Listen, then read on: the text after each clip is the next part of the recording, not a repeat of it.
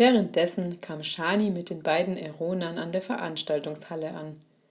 Sie erkannte den Waterlei mit den türkisen Haaren auf dem Vorplatz. Er lehnte an einem der größeren Felsen, hatte die Arme verschränkt und sein Gesicht mit geschlossenen Augen zur Sonne gerichtet. »Guten Morgen«, begrüßte sie ihn freudestrahlend. Er öffnete überrascht die Augen. Als er sie sah, lächelte er.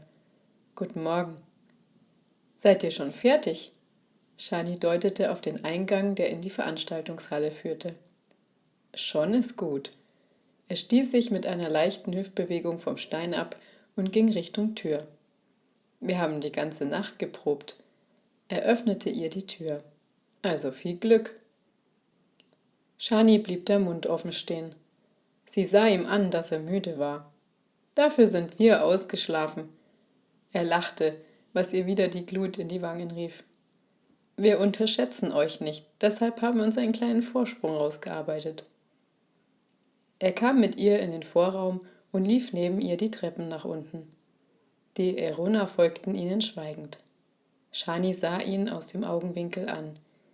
Sie sollte ihn eigentlich unverschämt finden. Oder frech. Oder sich zumindest herausgefordert fühlen wie Ardea.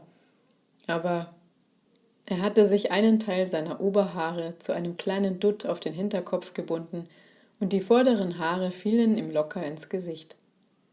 Shani biss sich auf die Unterlippe. Er öffnete auch die untere Türe, die in die Halle führte.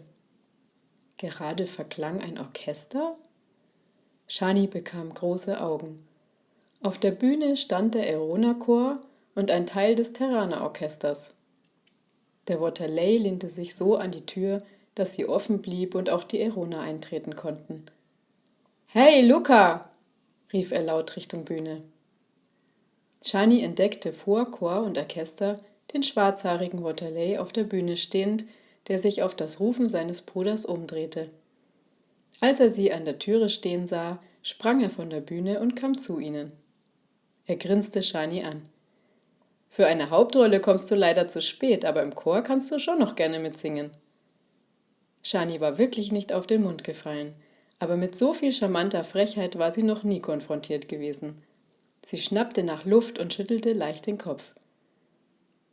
»Luca, ja?« »Entschuldige.« Er reichte ihr seine Hand. »Ich bin Lukian.« Shani nahm seine Hand an. »Und ich bin Shani.« »Freut mich sehr, Shani.« Er grinste unaufhörlich über das ganze Gesicht. »Wenn du nicht mitmachen willst, wieso bist du dann da?« Fragend hob er eine Augenbraue und ließ ihre Hand wieder los. Sein Bruder schmunzelte neben ihm und legte ihm eine Hand an die Schulter. »Hör schon auf, sie aufzuziehen und räum die Bühne, dass sie auch noch eine kleine Chance bekommen.« Shani stemmte ihre Hände in die Hüften. »Wir werden ja sehen, ob Quantität oder Qualität besser ankommen.« »Oder Taktik«, schmunzelte Lukian und drehte sich zur Bühne.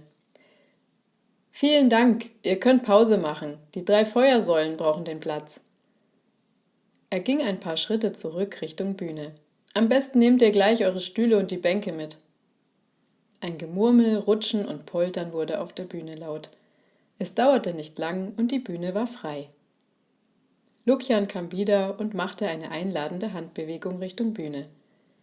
»Die Bühne gehört euch. Viel Glück!« Sein Grinsen galt Shani, dann nickte er seinem Bruder zu und sie verließen gemeinsam die Halle. Shani atmete tief durch. Sie hoffte, Ardea wäre gleich da. Ihren Kampfgeist könnte sie jetzt gut gebrauchen. Kaum hatte sie sich zu den Eronern umgedreht, stand Ardea schon in der Tür. »Dich schickt die Sonne!« Shani ergriff ihre Hand und zog sie mit zur Bühne. Die Eroner folgten ihnen. Ardea nahm Shanis Gesicht in die Hände und blies sie sanft an. »Jetzt komm erst mal zur Ruhe.« Shani schloss kurz die Augen und seufzte. »Uns rennt die Zeit davon.« »Das ist richtig, aber ohne Nährboden brauchen wir auch nicht losfeuern.« Shani sah ihre Schwester in die blauen Augen, bis sich ihr inneres Feuer etwas beruhigt hatte. »Bist du ihnen auch begegnet?« fragte sie schließlich.